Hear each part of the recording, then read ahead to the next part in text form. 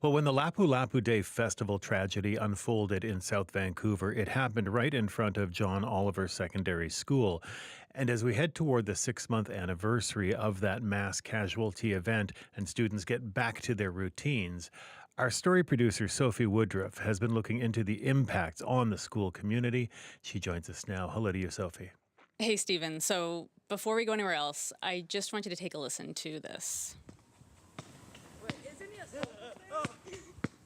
Okay, it sounds like some kids playing basketball. That is some kids playing basketball.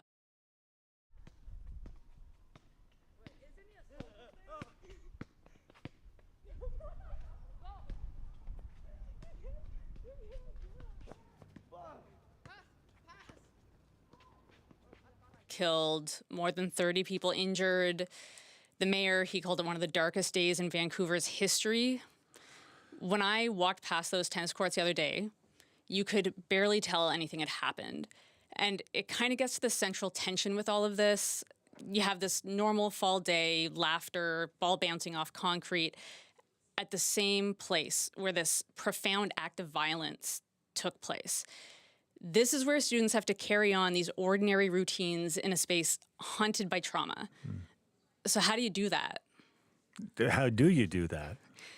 Well, to understand that, you have to kind of understand what happened right after the tragedy. I want to introduce you to Aether Rosero. He was in grade 12 when it happened. He volunteered at the festival. He was there when the attack happened, and he had to go to school the next week. He had to walk along East 43rd Avenue around the crime scene while it was blocked off. It was terrible for him. I can imagine. Yeah, being inside the school wasn't much better either. Wasn't as much color. Like it genuinely, like I wish I was exaggerating when I said this, but it genuinely got so bleak for the first week or so after it happened. So it was just, I guess it was even harder for those of us who actually saw it and who were actually there on the day, because it was like, wow, oh my God, I can't escape it, even though I'm inside the building. So it was hard for me and my friends. So that was Aether Rosero. Okay, and you've got, well, as he said, I mean, you've got these kids who literally cannot escape the crime scene. They walk by it on their way into school. Totally. Like, it was overwhelming for these students. But there's this other side to this. And it was first brought up by Alison McKenzie. She's a director at the Youth Center in South Fraser. It's called The Landing. The Youth Center, it was one of a bunch of groups that basically got together right after the crime, after the time that Aether and his friends were deep in grief and shock. Yeah. And so they started these roundtable discussions to figure out, all right, what do we do? How do we support these students? The VSB was there. The South Vancouver Neighborhood House was there. There were people there who were at John Oliver every day. And they realized the students weren't really ready to talk about grief. But they really needed trusted, familiar faces. Here's Allison. Students just didn't want to leave the school at the end of the day. They wanted to be there. They wanted to be distracted. They wanted to have opportunities to engage with each other in a space that feels like home and a space that feels safe. That was the big feedback that we received from the folks who were boots on the ground in the school. Yeah, so that was Alison McKenzie, director with the Landing Youth Center. Okay, so you've got these stakeholders all sitting around one table. How does that get students to engage with each other? Yeah, so good question. I'm not going to go into a huge amount of detail here, but basically they all got together. They submitted this grant to United Way BC's Cap with Strong Fund, and then they used the funding they got to do a bunch of community work, which is actually still underway as we speak. The programming wasn't always what you think, though. Yeah. The Youth Center, they put on these 3 weeks of programs at John Oliver during the summer, and none of it was about grief. But all of it was about connection. So, for example, they help students find passion projects. Like one of the students, they made a running club.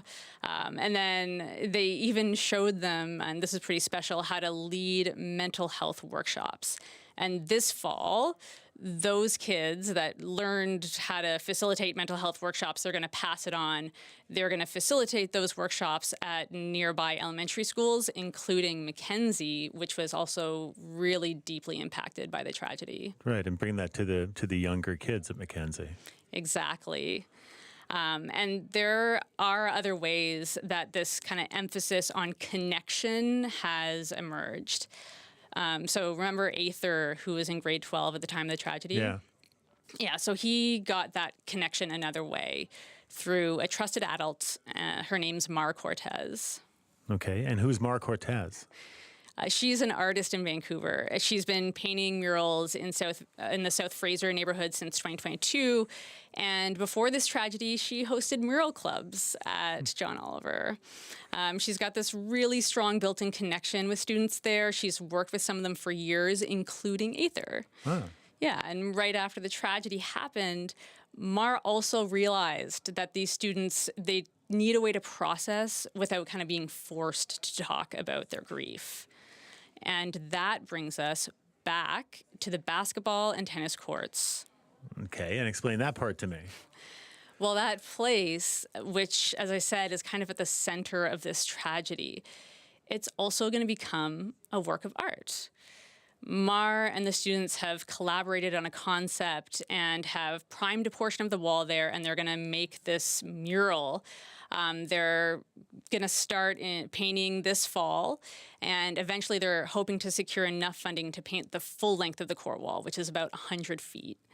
The first section of the mural, it's got these, beautiful, flowing, vibrant colors. There's orange, teal, green. There's Sampaguita blossoms, which is the Filipino national flower.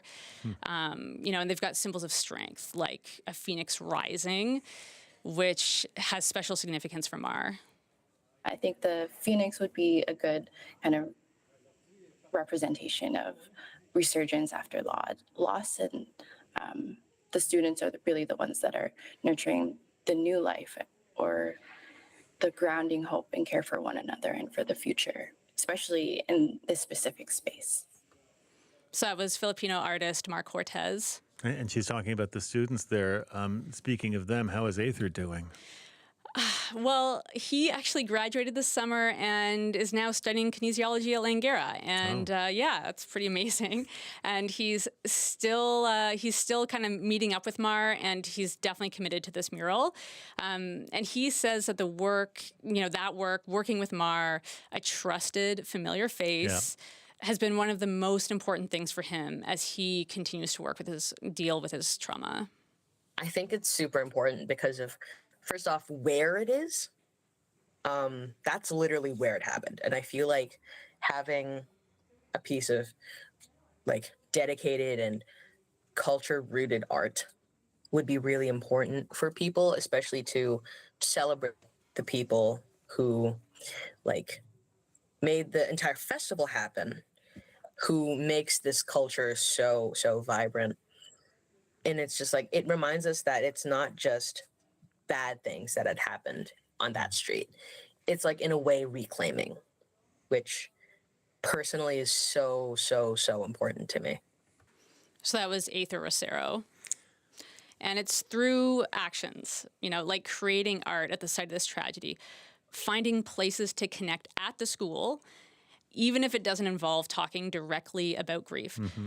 I think that's how you answer that question I raised at the start. Right. How do you carry on these ordinary routines in a space where such terrible trauma took place? Exactly. Sophie, thank you so much. Thank you, Stephen. That is Sophie Woodrooffe, story producer with us here on the Early Edition.